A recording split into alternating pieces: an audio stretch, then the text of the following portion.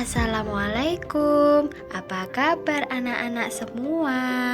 Semoga selalu sehat dan dalam lindungan Allah Subhanahu wa Ta'ala. Hari ini di pelajaran fikih kita akan belajar tentang makanan halal dan makanan haram. Siapkan buku dan alat tulis kalian untuk mencatat. Sebelum itu, mari kita berdoa dengan membaca basmalah bersama-sama. Bismillahirrahmanirrahim. Makanan terbagi menjadi dua, yaitu halal dan haram. Mari kita bahas terlebih dahulu makanan halal. Pengertian makanan halal. Halal secara bahasa artinya membolehkan, sedangkan secara istilah halal berarti segala sesuatu yang diperbolehkan dalam syariat agama Islam. Jadi makanan halal adalah semua makanan yang boleh dimakan sesuai dengan syariat agama Islam. Hukum makanan halal. Pada dasarnya, semua yang diciptakan Allah untuk manusia adalah mubah atau diperbolehkan, sampai ada dalil yang mengharamkan makanan tersebut. Allah menghalalkan semua yang mendatangkan kebaikan dan mengharamkan semua yang mendatangkan keburukan. Seperti yang tercantum dalam surat An-Nahl ayat 114, bahwa Allah memerintahkan kita untuk makan makanan yang halal lagi baik. Macam-macam makanan halal. Makanan bisa dikatakan halal jika halal zatnya, halal cara memperolehnya, halal cara memprosesnya, dan halal cara menyajikannya. Halal zatnya jika berasal dari hewan dan tumbuhan yang tidak diharamkan, dijelaskan dalam Al-Quran dan hadis, bermanfaat bagi kesehatan, tidak merusak kesehatan, tidak kotor, najis, dan tidak menjijikkan. Halal cara memperolehnya. Makanan halal bisa jadi haram jika cara memperolehnya haram, seperti mencuri, riba, korupsi, dan lain-lain. Halal cara memprosesnya.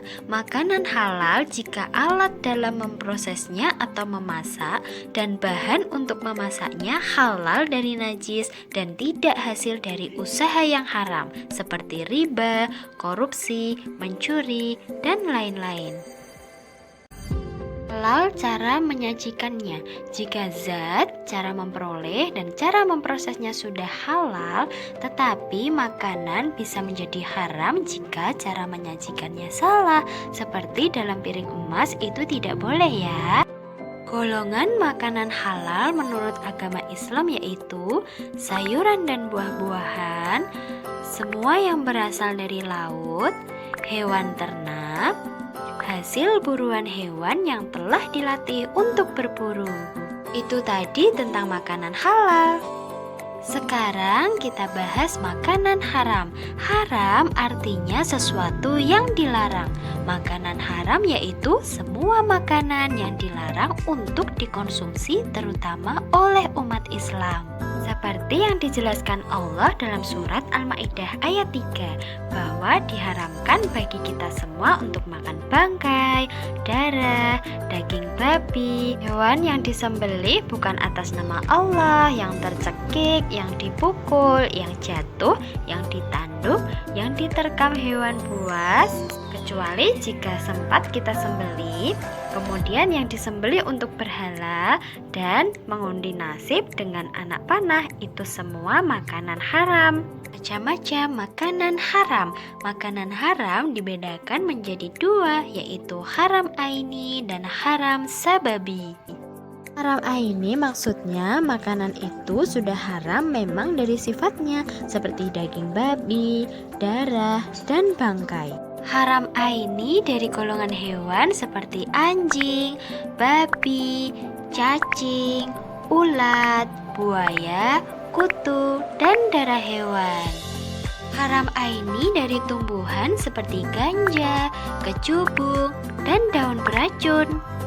Haram aini dari perut bumi seperti timah, aspal, dan bahan tambang lainnya. Untuk haram sababi maksudnya makanan awalnya halal, tetapi ada sebab yang menjadikan makanan itu haram. Seperti daging sapi itu halal, tetapi akan menjadi haram jika dimasak dengan minyak babi. Contoh makanan haram sababi lainnya, makanan halal yang diperoleh dari hasil mencuri, riba, korupsi, dan usaha haram lainnya itu termasuk dalam haram sababi. Ciri-ciri makanan haram. Yang pertama, terdapat dalil yang mengharamkannya: kotor, menjijikkan, merusak kesehatan, makanan yang mengandung racun, makanan yang memabukkan, dan yang disembelih tanpa menyebut nama Allah. Setelah mengetahui tentang makanan halal dan makanan haram, anak-anak harus lebih berhati-hati dalam memilih makanan ya.